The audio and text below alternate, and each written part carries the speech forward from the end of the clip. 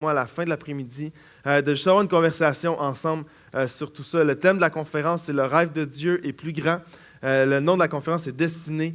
Puis si on est honnête, c'est pas toujours évident de découvrir le plan de Dieu pour notre vie, le timing de Dieu dans les différentes saisons. Fait que moi, ce que je vous dirais, c'est que prenez vos questions toute la journée, prenez-les en note. Puis à la fin de l'après-midi, on va vraiment prendre le temps, juste une conversation ensemble sur ce thème-là, parce que je ne pourrais pas couvrir tout ce que la Bible dit sur le sujet.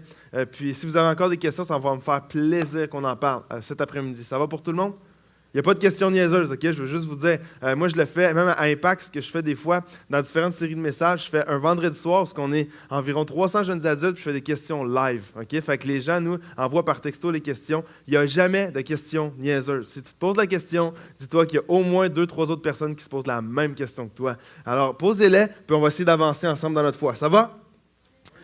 Donc, pour les 3 prochains messages de la journée, on va regarder ensemble un livre que j'aime particulièrement, qui est le livre de Josué. Combien connaissent Josué? Tout le monde, j'espère. Si tu es ici, sinon tu vas apprendre à le connaître encore plus. Si tu le connais déjà, je suis persuadé que tu vas apprendre à le connaître encore plus. Et on va regarder ensemble. Josué, c'est un livre. C'est un livre de promesses, où Dieu avait une promesse pour son peuple. C'est un livre où on voit que Dieu avait un rêve pour son peuple. Et c'était une terre. Dieu voulait leur donner une terre. Il avait un rêve de liberté pour son peuple. Et on va voir ensemble dans les 3 prochains messages, dans différentes facettes de ce livre-là, comment est-ce qu'on peut s'approprier ça pour nous aujourd'hui. C'est un livre de promesses, c'est un livre aussi de combat. Si tu n'as jamais lu le livre de Josué, c'est un film d'action. Si tu regardes, à chaque chapitre, il y a des combats, il y a des batailles tout le temps, il y a des victoires aussi. On voit Dieu donner des victoires. Et pendant les 3 prochains messages, on va étudier ça en détail. Josué va nous enseigner toutes sortes de choses. Josué va nous enseigner à trouver le courage d'affronter les combats. Combien ici ont des combats dans leur vie? On est 10, parfait. Le reste, je ne sais pas ce que vous faites, mais moi, j'en ai des combats.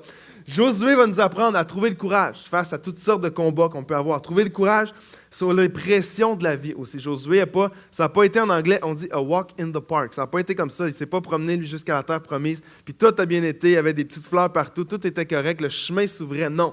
Il y a eu beaucoup de combats, beaucoup de pression. Beaucoup de déceptions aussi. Et on va voir dans ce livre-là comment est-ce qu'on peut trouver le courage de continuer, de poursuivre le plan de Dieu pour notre vie à travers ça. Josué, littéralement, veut dire le Dieu qui délivre. Okay? C'est ce que Dieu a fait à travers Josué.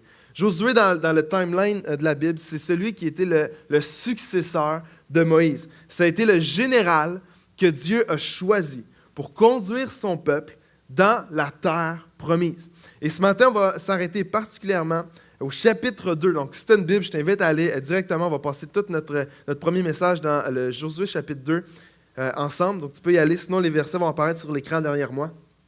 Josué chapitre 2. Et voici le contexte de ce qui se passe à ce moment-là. Josué et le peuple sont sur le bord du Jourdain. Et de l'autre côté du Jourdain, un fleuve qui était là, se trouve une ville qui s'appelle Jéricho. Et pour s'emparer de la terre promise, on va voir au cours de la journée que Josué et le peuple ont dû affronter plusieurs ennemis et ont dû s'emparer de plusieurs villes.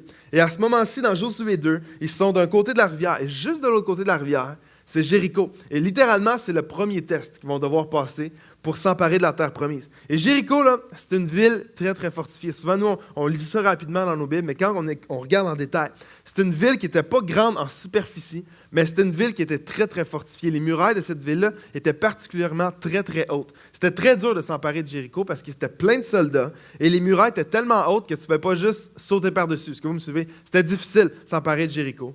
Et entre le peuple de Dieu et la promesse qu'il y avait, mais leur première étape, c'était de s'emparer de Jéricho.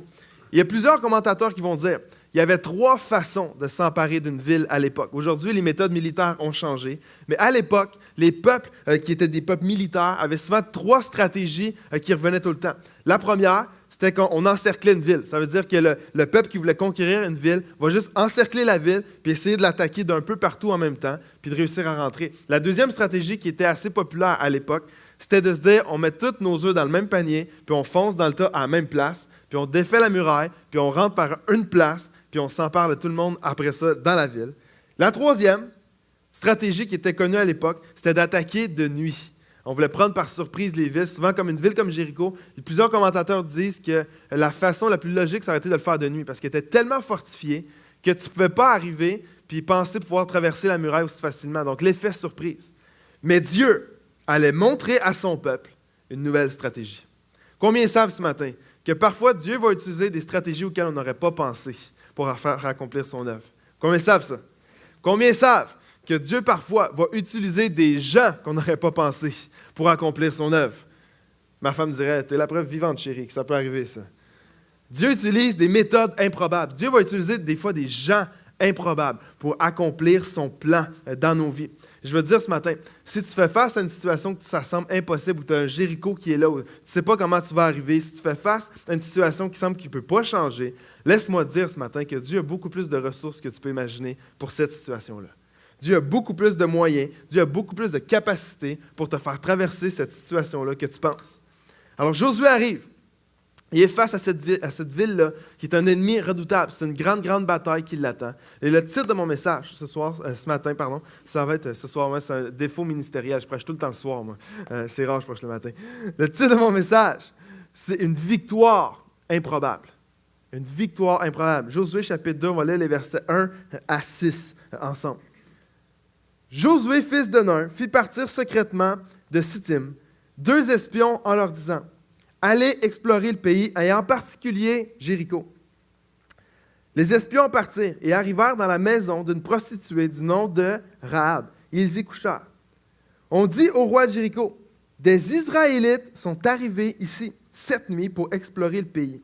Le roi de Jéricho envoya dire à Rahab: fais sortir les hommes qui sont venus chez toi, qui sont entrés dans ta maison.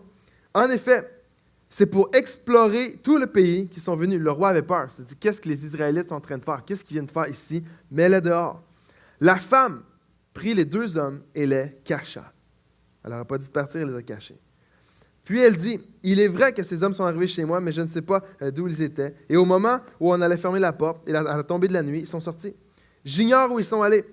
Dépêchez-vous de les poursuivre et vous les rattraperez. Un petit mensonge ici. Elle avait fait monter les espions sur le toit et les avait cachés sous des tiges de lin qu'elle avait arrangées. Commentaire sur Rahab. On rencontre une femme qui s'appelle Rahab, une prostituée. Les espions arrivent pour explorer Jéricho. Rahab, c'est une prostituée de l'époque. À l'époque, les femmes prostituées, ta vie se termine là. Il n'y a pas d'autre échelon. C'est une femme qui est là, elle est connue partout dans la ville. C'est une femme, lorsqu'on lit les commentaires, c'est une femme qui était connue dans la ville pour ce qu'elle faisait. Et les 2 espions que Josué va envoyer pour explorer la ville, en fait, vont se faire sauver la vie par cette femme-là. Cette femme-là qui a décidé, puis on va le voir plus tard pourquoi, mais a décidé de prendre ces 2 hommes-là et de les cacher. On va découvrir pourquoi. Les versets 8 à 10, on continue ensemble. Avant que les espions se couchent, Rahab monta vers eux sur le toit et leur dit: je sais, l'Éternel vous a donné ce pays. La terreur que vous inspirez s'est emparée de nous, et tous les habitants du pays tremblent devant vous. La réputation de Dieu, la réputation du peuple de Dieu commençait déjà à s'étendre partout.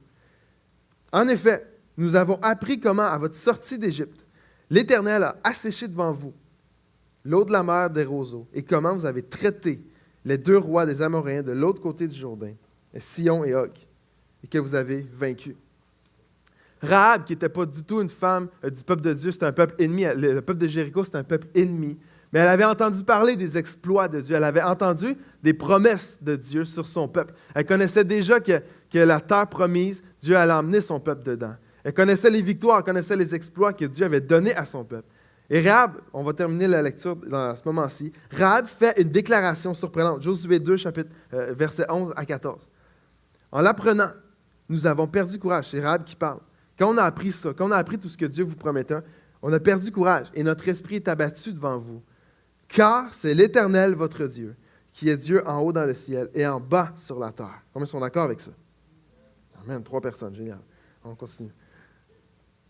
Et maintenant, je vous en prie, jurez-moi par l'Éternel que vous aurez pour ma famille la même bonté que moi pour vous. Elle dit, moi, je vous ai sauvé la vie, mais je vous dis que quand vous allez venir conquérir la ville, ayez la même bonté envers moi et ma famille. Donnez-moi l'assurance que vous laisserez vivre mon père, ma mère, mes frères, mes sœurs et tous les leurs, et que vous nous sauverez de la mort. Ces hommes, les 2 espions, lui répondirent: nous le jurons sur notre propre vie, si vous ne divulguez pas ce qui nous concerne. Et quand l'Éternel nous donnera le pays, nous agirons envers toi avec la même bonté et fidélité. Rahab a un rôle principal dans l'histoire en ce moment. Et la première pensée que je veux développer avec vous ce matin, c'est que c'est une candidature improbable.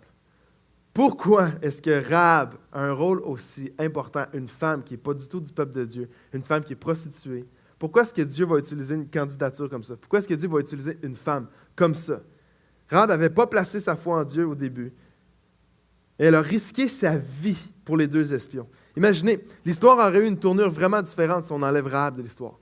Si on enlève Rahab de toute la conquête de la terre promise, l'histoire aurait une tournure vraiment, vraiment différente. À ce point-ci du livre, dans Josué 2, la conquête du pays promis repose littéralement sur une femme qui ne connaît pas Dieu et qui est prostituée. Littéralement, la conquête de la terre promise repose là-dessus dans Josué 2. Si elle ne sauve pas les espions, on ne sait pas ce qui serait arrivé. Mais littéralement, ça repose là-dessus. Moi, j'ai une question pour nous. Pourquoi est-ce que Dieu a choisi cette femme-là comme personnage principal de la conquête de Jéricho? Dieu aurait pu utiliser n'importe quel autre personnage, n'importe quelle autre personne.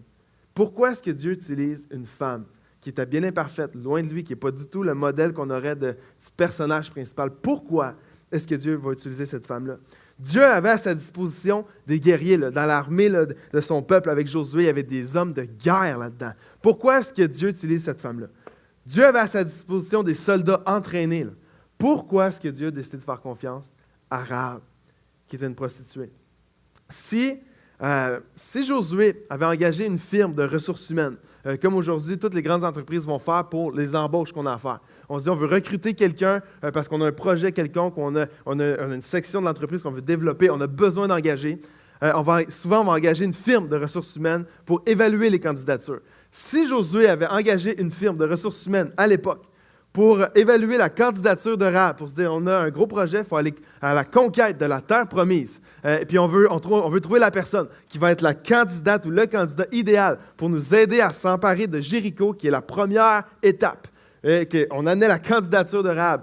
Voulez-vous sourire ce matin? Voici ce que la compagnie, la firme spécialisée en ressources humaines aurait dit de Rahab. Est-ce que vous êtes là ce matin? Monsieur Josué, nous vous remercions de votre confiance envers nous. Et nous sommes heureux de vous dévoiler les résultats de notre évaluation. La candidate, Mme Rahab, a subi une batterie de tests d'aptitude, en plus d'avoir été rencontrée par notre équipe de psychologues et de consultants en orientation professionnelle.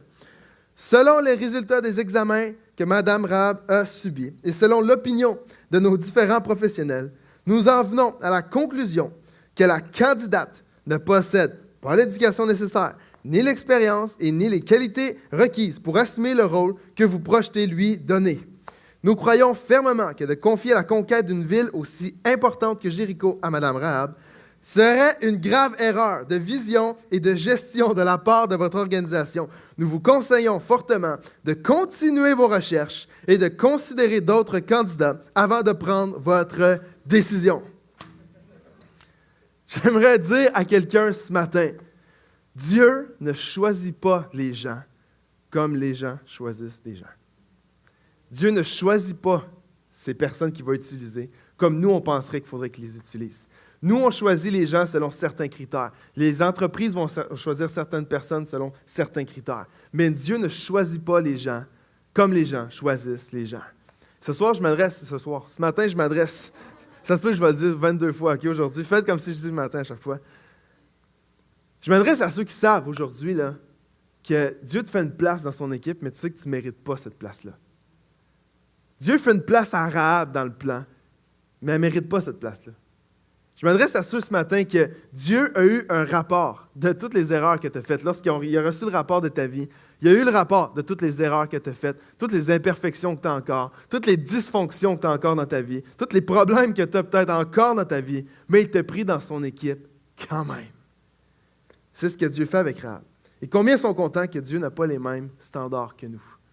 Combien sont contents que Dieu n'a pas les mêmes critères d'évaluation que nous? Parce que si on avait évalué le portrait de Rahab, jamais que nous, on l'aurait pris dans notre équipe. Mais Dieu lui a d'autres critères. Et c'est la même chose pour toi, c'est la même chose pour moi. Dieu ne choisit pas les gens comme les gens choisissent les gens. Et c'est pour ça que Rahab est maintenant au centre du plan de Dieu. Dieu utilise des gens imparfaits pour accomplir son plan parfait. Ça, c'est une des choses qui va toujours me renverser, que Dieu m'utilise dans son plan, que Dieu me fait une place. Malgré toutes mes imperfections, Dieu me fait une place. Malgré toutes tes imperfections, Dieu te fait une place parce que Dieu utilise des gens imparfaits pour accomplir son plan parfait. Amen. Et littéralement, c'est comme si à ce point-ci, lorsqu'on voit que Dieu utilise une femme comme Rahab à la conquête de Jéricho, c'est littéralement comme si Dieu est en train de lui dire « Hey Rahab, bienvenue dans le club. Bienvenue dans le club select de la Bible. Des gens qui sont imparfaits et que je vais utiliser. » Parce que la candidature de Rahab, ce n'est pas une surprise, puis ce n'est pas une exception dans la Bible. Au contraire, Rahab rejoint un club select. Et je veux dire ce matin, si tu te sens trop imparfait pour suivre Dieu dans une sphère ou d'aller dans une sphère où tu crois que Dieu t'appelle, si tu te sens trop imparfait, j'aimerais dire que tu es un candidat ou une candidate idéale pour être utilisé de Dieu. Le club des imparfaits de la Bible, je te donne juste un portrait, je n'irai pas en détail là-dessus ce matin, mais le club des imparfaits de la Bible. C'est littéralement Dieu qui dit à Rahab, « Hey Rahab, oui, je sais que tu es imparfaite, je sais que tu n'es pas située, je sais que ta vie n'est pas vraiment ce que tout le monde penserait, que voici la femme que je veux utiliser, mais voici le club dans lequel tu vas te joindre.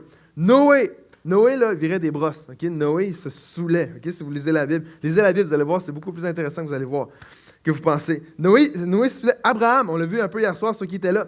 Abraham a douté, a ri de Dieu, il a menti à propos de sa femme. Moïse, là, on parle imparfait, Moïse a tué quelqu'un, juste pour dire cela, OK? Je ne parle pas de ses excès de colère, je ne parle pas de rien d'autre. Je parle juste, Moïse a tué quelqu'un, puis il l'a caché, OK? C'est ça qu'il a fait. Est-ce que Dieu l'a utilisé? Je pense que oui. Gédéon, qui était un homme de Dieu incroyable, si vous lisez son histoire, mais Gédéon manquait constamment de foi. Il manquait toujours de foi. Il ne croyait pas que vraiment Dieu pouvait lui donner les victoires que Dieu lui promettait. Samson était un homme qui a eu une grande influence, mais il a eu des problèmes de convoitise, des problèmes de colère. Élie dans la Bible. Élie, c'est même écrit que ça n'a pas été un bon père pour ses fils. Mais il a eu une grande influence dans le royaume de Dieu. David, le roi David, wow, hey, l'homme selon le cœur de Dieu. Adultère, puis pour camoufler son adultère, un meurtre. Imparfait. Les disciples de Jésus, moi, des fois, j'ai l'impression que c'est une comédie, ça, parce que les disciples de Jésus marchent avec le Messie. Le Sauveur de l'humanité est là avec eux à chaque jour. Et eux sont constamment en train de douter, ne croient pas vraiment à tout ça, sont en train de chicaner pour savoir c'est qui le meilleur, c'est qui le plus grand entre eux autres. Ils sont tous imparfaits. Alors, dis à la personne près de toi ce matin, tourne-toi, dis-là, je ne suis pas si pire finalement. Je ne suis pas si pire que ça finalement. Dans le club des imparfaits, on n'est peut-être pas si pire que ça ici ce matin. C'est une liste assez impressionnante de gens qui étaient dysfonctionnels, des gens qui avaient plein de problèmes, des gens qui étaient imparfaits, mais des gens que Dieu a utilisés puissamment. Et je veux dire à quelqu'un ce matin, peut-être que tu stagnes en ce moment dans ta foi, peut-être que tu es comme entre deux chaises, entre deux saisons, que tu ne sais pas vraiment ce que Dieu t'appelle à faire, ou tu doutes que Dieu va t'appeler à faire quelque chose, peut-être que tu te disqualifies toi-même de ce que Dieu pourrait t'appeler à faire. Mais Dieu utilise des gens imparfaits comme toi et comme moi pour accomplir son plan parfait. All right? Tout le monde dit « Bienvenue dans le club ». Bienvenue dans le club. Oh yes, VIP. Et moi, je passe mon temps avec des jeunes adultes chaque semaine, tout le temps.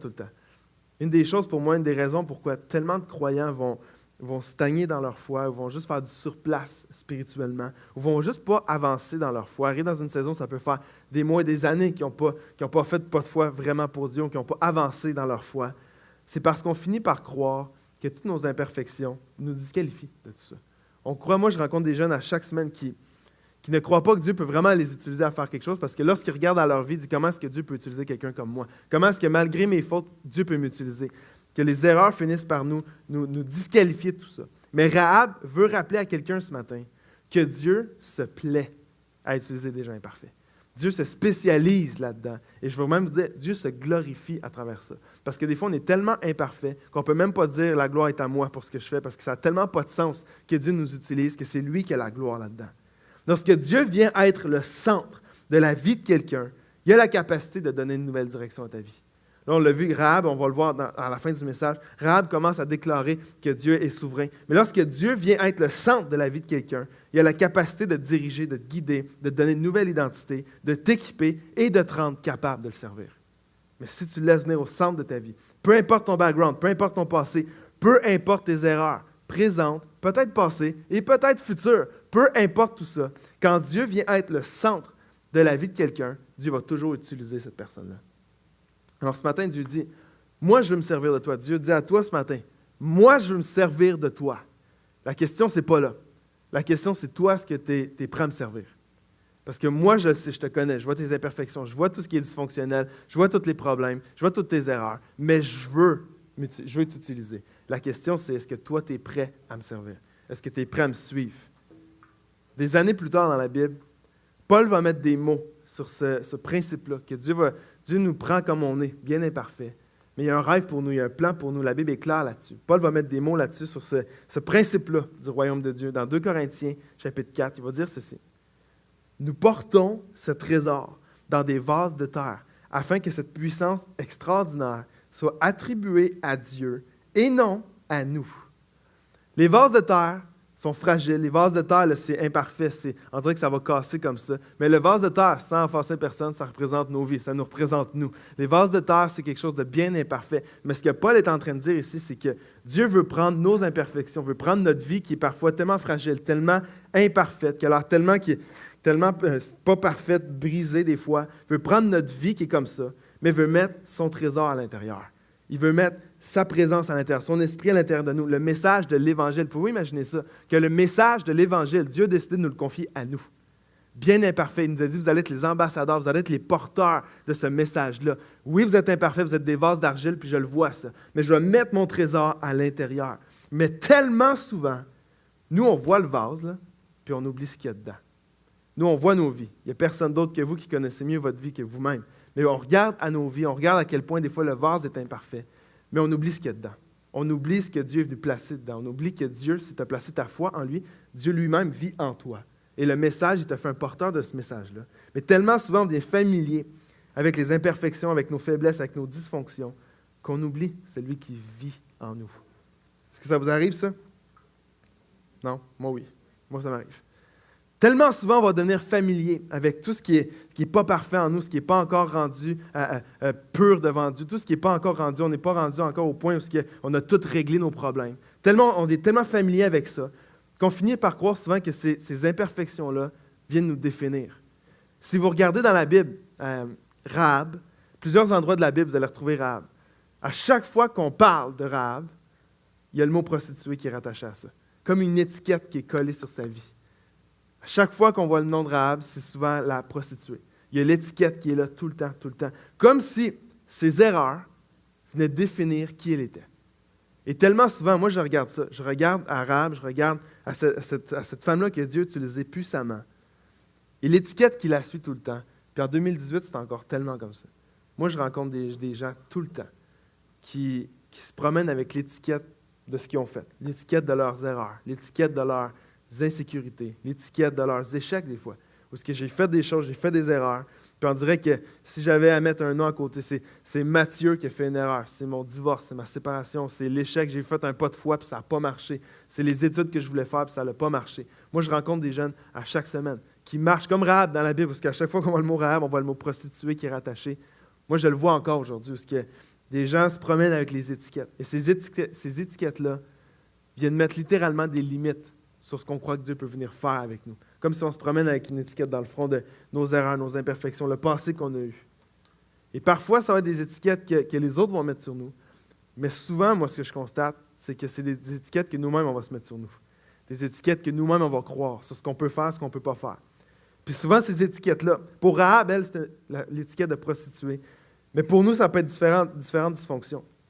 Ces étiquettes sont basées sur différentes choses. Ça peut être un événement qui est arrivé. Ça peut être, comme je disais, une séparation, un divorce, toutes sortes de choses, une erreur, une saison d'erreur. Ça peut être un pattern. Ça peut être une étiquette sur quelque chose que tu as une dépendance qui est là que tu n'es pas capable de te défaire. Il y a un pattern qui est là dans ta vie que tu n'es pas capable de te détacher. Il y a une dépendance quelconque qui est là. Puis pour toi, c'est devenu une étiquette que c'est peut-être pas quelqu'un d'autre qui va la mettre sur ta vie, mais que toi, tu vas croire. Tu te dis, je suis pogné avec ça. Je suis pris avec ça. J'ai fait ça. Je suis pris avec ça. Et je veux dire ce matin qu'à chaque fois que tu vas coller une étiquette sur ta vie ou à chaque fois que tu vas croire une étiquette que peut-être quelqu'un d'autre a mis sur toi, tu es en train de mettre une limite sur ce que Dieu peut faire. Pas que Dieu ne peut plus le faire, mais si toi, tu ne crois même pas que Dieu peut le faire, tu ne seras même plus game de prendre les pas de foi et de le suivre, parce que tu ne crois même pas que Dieu peut t'utiliser. Je veux rappeler à quelqu'un, moi, ce matin, il n'y a aucun événement de ta vie qui peut définir qui tu es. C'est Dieu qui définit qui tu es. Il n'y a aucune erreur que tu as pu faire qui peut définir qui tu es. Il n'y a aucune étiquette que quelqu'un d'autre ou toi-même a pu mettre sur ta vie qui peut définir ce que Dieu veut faire avec toi. Rien. Il n'y a pas une saison de ta vie. Il y a une saison peut-être que tu regardes à les années passées, peut-être c'est des mois passés. Il n'y a aucune saison de ta vie que tu crois qu'elle va te disqualifier pour ce que Dieu t'appelle à faire. Il n'y a rien d'autre que Dieu qui peut te définir. Tout le monde voyait Rahab comme une prostituée. Même dans la Bible, les auteurs bibliques la nommaient Rahab la prostituée. Tout le monde voyait Rahab comme une prostituée, mais Dieu voyait Rahab comme le personnage principal de la conquête de Jéricho. Est-ce que tu me suis ce matin? Tu as peut-être encore endormi, moi je trouve ça incroyable ça. Tout le monde voyait Rahab comme une simple prostituée, mais Dieu lui la voyait pas comme ça. Dieu voyait Rahab comme le personnage principal. Dieu regardait Rahab et dit, oui, je connais ton passé, je connais tes erreurs, je connais tout ça, mais je vois en toi quelque chose d'autre. Je vois en toi quelque chose que si tu alignes ta vie avec moi, voici ce qui pourrait arriver. Voici, je vais t'utiliser comme personnage principal de la conquête de la première ville vers la terre promise. Paul parlait d'un vase, parlait de vase de terre où il va mettre son trésor à l'intérieur. Ce matin, je n'ai pas de vase de terre. C'est assez dur à trouver ici en 2018 des vases de terre. Mais l'image, on la comprend. Si on prend un vase de terre qui vaut presque rien, ça vaut presque rien. On arrive ici, même moi, je voudrais en acheter un, je ne peux même pas tellement que ça n'existe plus. Ça ne vaut rien, un vase de terre. On n'en a pas ici. Le vase ne vaut pas grand-chose en lui-même. Mais si je prenais un vase, puis je viens mettre un billet de 100 $ à l'intérieur, tout le monde voudrait le vase ici. Tout le monde voudrait avoir ce vase-là. Parce que la valeur du vase n'est pas basée sur le vase en lui-même. La valeur du vase est basée sur ce qu'il y a à l'intérieur du vase. Et c'est ce que Dieu est en train d'illustrer. Lorsque nous, on regarde à nos vies qui sont bien imparfaites, mais que lui vient mettre son esprit en nous, lui vient mettre son appel sur notre vie, lorsque lui vient mettre sa présence dans nos vies, voici comment lui, il nous voit. La valeur du vase a changé. Est-ce que vous me suivez? La valeur du vase se trouve dans ce qu'il y a à l'intérieur. Et quand les autres, peut-être, ou toi-même, tu vois juste un vieux vase, là, Dieu, lui, voit le potentiel de ce que ça peut devenir si on lui donne ce vase-là. Dieu lui voit le potentiel, comme Rahab. Et pas pour notre gloire, mais pour sa gloire. Ma dernière pensée pour le premier message de cet avant-midi, c'est que non seulement Dieu a dit à Rahab, bienvenue dans le club, je veux t'utiliser, je sais que tu es imparfaite, je sais tout ça, mais voici, je te fais une place dans mon plan. Bienvenue dans le club. Mais Dieu va aller encore plus loin que ça. Parce qu'il ne va pas juste lui dire, hey, bienvenue dans le club des imparfaits, je vais t'utiliser. C'est littéralement comme si Dieu va dire à Rahab, on va le voir dans le texte, c'est littéralement comme si Dieu va dire à Rahab, puis jusqu'à nous aujourd'hui, bienvenue chez toi, dans ma famille à moi. Je ne veux pas juste t'utiliser dans mon plan, mais je veux te faire une place dans ma famille. Regardez bien, on va voir ça ensemble. On va aller voir dans Josué 6, parce que dans Josué 2, Josué avait envoyé les espions, Rahab les a protégés, mais la conquête de Jéricho s'est faite 4 chapitres plus loin. Josué chapitre 6, puis la plupart, vous connaissez l'histoire, c'est une des histoires les plus spectaculaires de la Bible, où au lieu d'attaquer d'une façon conventionnelle, le peuple de Dieu a juste fait 7 fois le tour en marchant, puis à la fin, ils ont crié, puis les murs ont tombé. C'est quand même quelque chose. Ça, c'est quand on parle que Dieu a d'autres stratégies que nous, parfois, pour accomplir son plan, là, on a la preuve vivante. Fait que ce qu'on va faire tantôt, on va aller marcher autour de l'Église, puis on va voir ce qui va arriver. Josué, chapitre 6, c'est ce qui arrive. Les 2 espions arrivent.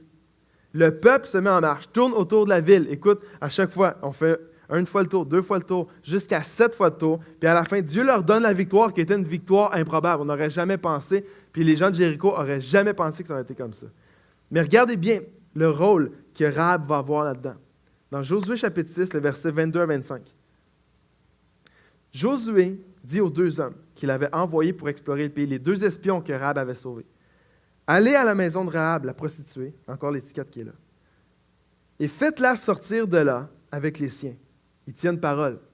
Rahab leur avait fait promettre, regarde, est-ce que vous allez avoir la même bonté envers moi que j'ai eu envers vous? Ils tiennent parole 4 chapitres plus loin. Faites-la sortir de là avec les siens, comme vous lui avez juré. Verset 23 dit, les 2 hommes y allèrent et firent sortir Rahab, son père, sa mère, ses frères, ses biens et toute sa parenté. Et ils les installèrent en dehors du camp d'Israël. Puis ils brûlèrent toute la ville avec tout ce qui s'y trouvait, excepté l'argent, l'or et les objets de bronze et de fer que l'on déposa dans le trésor de la maison de l'Éternel. Josué laissa la vie sauve à Rahab, la prostituée, encore l'étiquette, ainsi qu'aux membres de sa famille. Et il épargna tous ses biens parce qu'elle avait caché les hommes que Josué avait envoyés en reconnaissance à Jéricho. Regardez bien ça. Elle a habité parmi les Israélites jusqu'à aujourd'hui. Ça, souvent, on passe vite par-dessus, mais il y a une signification incroyable là-dedans.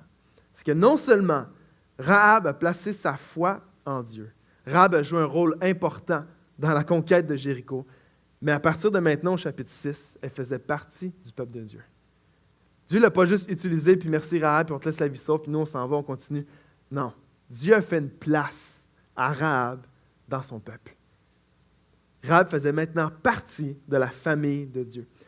Arrêtez-vous ce matin juste 2 secondes. Imaginez Rahab, qui était une femme qui était prise dans une vie de débauche. À l'époque, là, culturellement, si tu es une femme, tu n'as pas beaucoup d'avenir. Mais si tu es une femme prostituée, tu n'as pas d'avenir. Ça finit là, c'est comme ça. C'était une femme qui était dans la débauche, qui est une femme qui n'avait aucune perspective d'avenir devant elle. Elle provient en plus d'une nation ennemie au peuple de Dieu.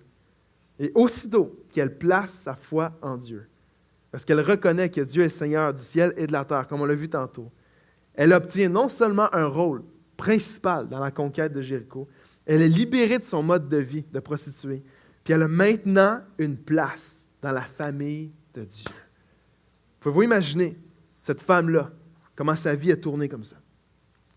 C'est littéralement comme si Dieu dit à Rahab, bienvenue chez toi maintenant. Tu as mis ta foi en moi, viens maintenant, tu entres dans la famille. Et c'est pour moi un des plus beaux portraits de grâce, un des plus beaux portraits de l'amour et de changement de vie dans toute la Bible. Lorsque Dieu va prendre quelqu'un qui était tellement loin de lui, quelqu'un qui était hors de sa volonté complètement, mais qui se tourne vers lui, un des plus beaux changements de vie.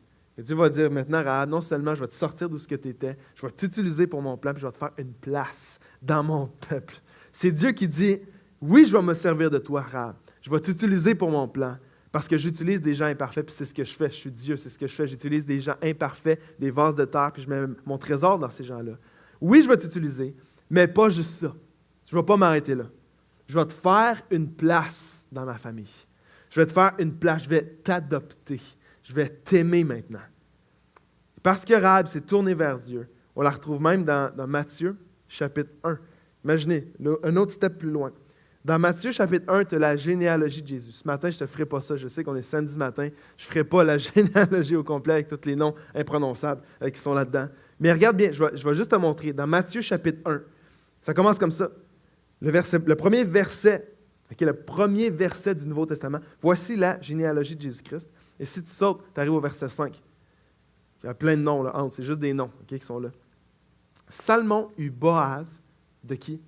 De Rahab. Pouvez-vous imaginer cette femme-là, qui est une nation ennemie, loin de Dieu. Maintenant, Dieu l'a utilisée, il a fait une place dans son peuple, et maintenant, elle est dans la généalogie de Jésus-Christ. Elle se retrouve dans la famille directe de Jésus. Rahab se trouve dans la généalogie de Jésus.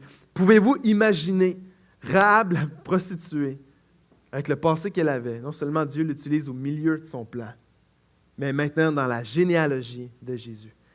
Et j'aimerais te suggérer ce matin que la même promesse est là pour nous aujourd'hui. La même promesse. Ce que Dieu a fait avec Rahab, il peut le faire avec n'importe qui se tourne vers lui. Ce que Dieu a fait avec elle, il peut le faire avec toi. Je veux te dire ce matin que oui, Dieu veut t'utiliser. Et je le crois fermement, puis on va le voir ensemble aujourd'hui. Dieu veut t'utiliser. Dieu veut te faire une place dans son plan. Dieu a un rêve pour ta vie. La Bible est claire que Dieu avait des projets préparés d'avance. Dieu a des plans pour ta vie. Il va accomplir des choses à travers toi, puis je suis persuadé. Puis c'est des choses qui sont bien plus grandes que tu peux t'imaginer.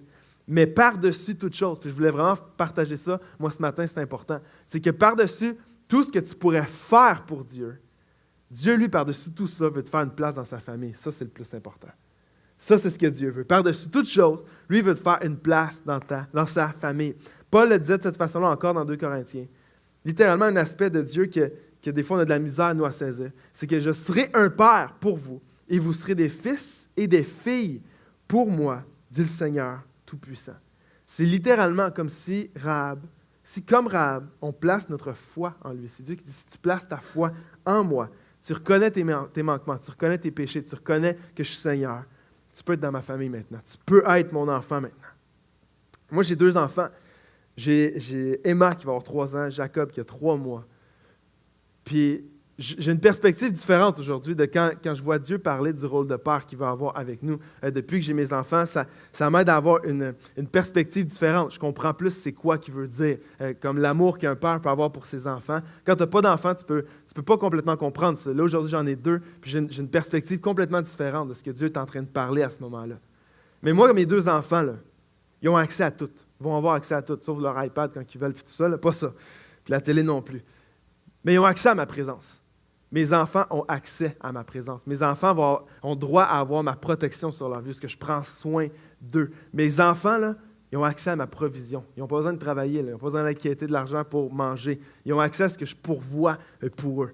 Ils ont aussi accès à ma participation à leur vie. Ma fille fait de la gym. Les samedis matins, moi, habituellement, là, je fais de la gym pendant 45 minutes avec elle, parce qu'à son âge, il faut que je sois sa poutre aussi, puis tout ça. Je suis là-dedans. Ma fille a accès à ça. Est-ce que toutes les petites filles de 3 ans ont accès à ça? Non. Mais parce que Emma, c'est ma fille, elle a accès à ça de moi.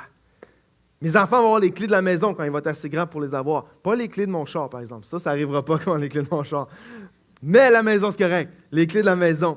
Mais moi, je veux dire à quelqu'un ce matin, quand tu donnes ta vie à Dieu, oui, Dieu va avoir un plan pour ta vie puis il va t'utiliser. Mais premièrement, Dieu veut te faire une place dans sa famille. Dieu veut te donner les clés de la maison. Dieu veut te faire une place. Dieu veut que tu aies accès à sa présence aussi. Dieu veut accès à ses provisions, à sa paix, à ses forces, à son amour, maintenant. Et moi, c'est une perspective que souvent, nous, on comprend mal, mais c'est ce que Dieu veut faire avec chacun de nous. On voit dans le livre de Josué, là, on voit un Dieu conquérant, on voit un Dieu qui est puissant. C'est le Dieu qui dirige le peuple qui était des millions. Ce n'est pas un peuple de 12 personnes, c'est le peuple puissant, c'est Dieu qui dirige tout ça. On voit un Dieu qui est juste grand, un Dieu conquérant. Mais j'aime me rappeler, moi, lorsque je regarde l'histoire de Rahab, que Dieu, ce n'est pas juste le Dieu loin, le Dieu conquérant, le Dieu puissant qui dirige les millions de personnes et qui dirige son peuple, c'est aussi le Dieu infiniment personnel. C'est le Dieu qui s'arrête pour une femme prostituée dans la ville de Jéricho puis qui va sauver cette femme-là. Ce n'est pas juste le Dieu qui dit « Voici la ville qu'on va détruire, qu'on va conquérir », mais c'est aussi le Dieu qui s'arrête pour la personne.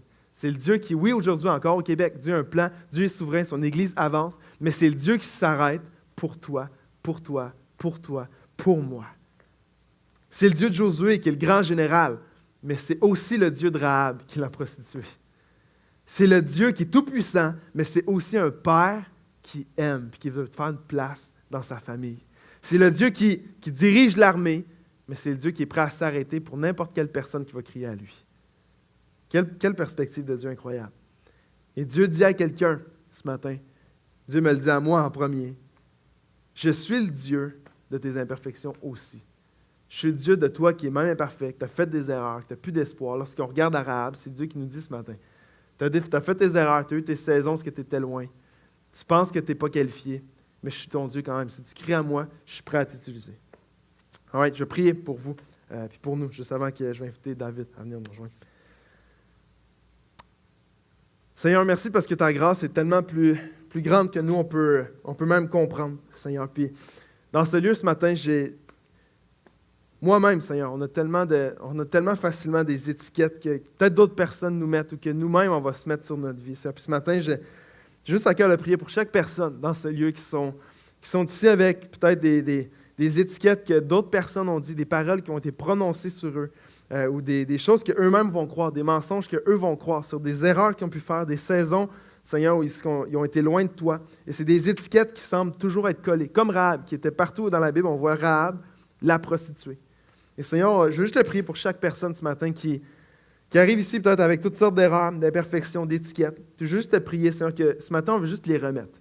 Juste te remettre tout ça. Seigneur, qu'il n'y a pas une étiquette qui peut définir qui on est. Seigneur, c'est toi qui définis qui on est. Seigneur, de Rahab jusqu'à nous aujourd'hui, Seigneur, tu es celui qui, lorsqu'on se présente devant toi et qu'on veut juste déclarer que tu es le Seigneur de notre vie, tu veux nous utiliser. Tu as un plan pour nous. Tu veux nous faire une place dans ta famille, Seigneur. Alors ce matin, je te prie simplement, Seigneur, que tu viennes mettre ta main sur chaque personne qui sont ici, qui arrivent peut-être avec des imperfections, qui pensent qu'ils ne sont pas qualifiés pour ce que tu les appelles à faire. Puis simplement venir mettre ton amour sur eux, ta grâce sur eux, peut-être de venir leur donner une fraîche révélation de ton pardon pour eux. Qu'est-ce que tu as fait avec Rahab, que tu l'as non seulement utilisé, mais que tu as fait une place maintenant dans sa famille. Seigneur, je te prie que tu viennes le faire pour chacun de nous. Et mets ta main, Seigneur, sur cette journée, alors qu'on va approfondir particulièrement le livre de Josué. Viens parler à nos cœurs, viens ouvrir nos cœurs, que nos esprits soient attentifs à ce que tu veux nous communiquer. Et on le fait pour ta gloire, Seigneur, on t'appartient, on veut marcher dans tes voies, on veut t'appartenir, Seigneur, et te glorifier. C'est dans le nom de Jésus que nous prions. Tout le monde dit Amen. Amen, amen, amen.